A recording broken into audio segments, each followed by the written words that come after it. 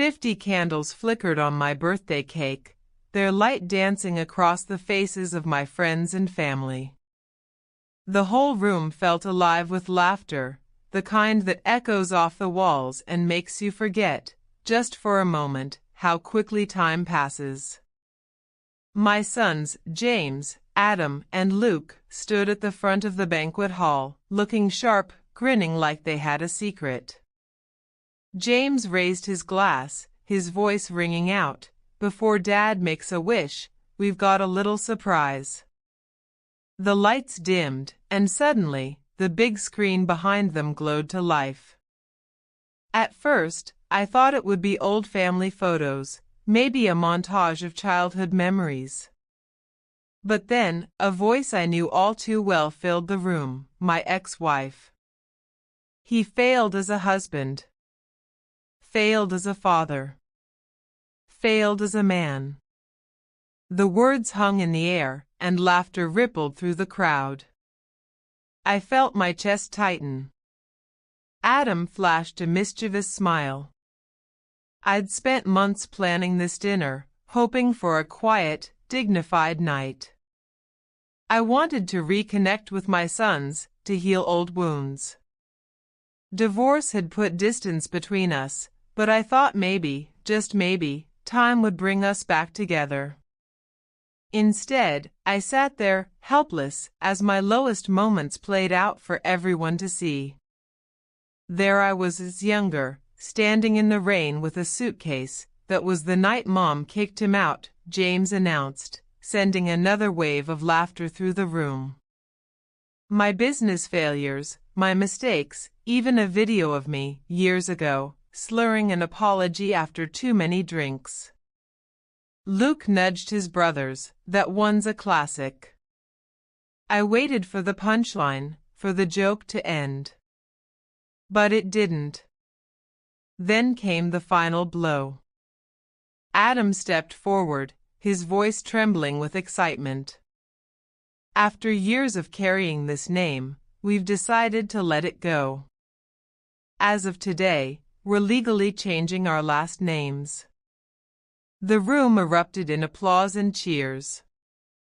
I glanced at my ex-wife, who sat there, sipping her wine, a satisfied smile on her lips. I felt frozen, as if the world had slowed down.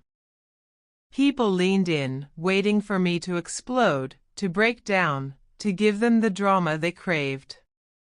But I didn't. I simply picked up my champagne glass, raised it in a silent toast, and took a slow sip. Then I stood, buttoned my jacket, and said, "Thank you all for coming." The room fell silent. Someone laughed nervously, unsure what to do. I walked out. Outside, the cold air hit me like a wave.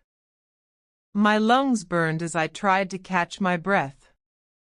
I pulled out my phone, hoping for a message, a sign that someone cared. Nothing. Not a single call or text. But the next morning, everything changed. My phone wouldn't stop buzzing. "James, Dad, please call me." "Adam, it wasn't supposed to go like that." "Luke, you're scaring me." Even my ex-wife, "Pick up the phone." I let them wait. I needed time to think.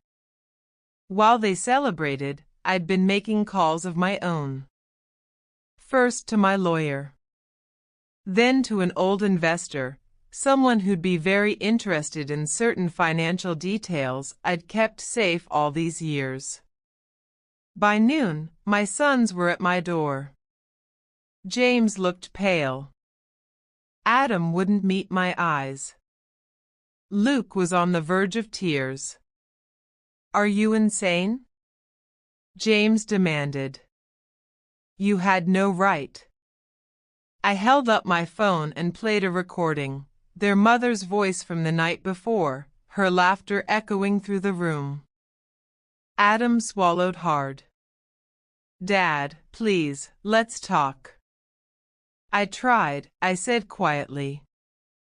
For years, I tried.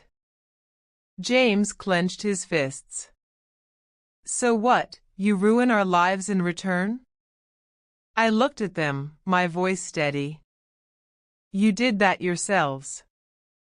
They thought I was weak, that I'd just take it. But while they mocked me, I watched. I waited. By sunset, my ex-wife's company had lost its biggest investor. My son's trust funds?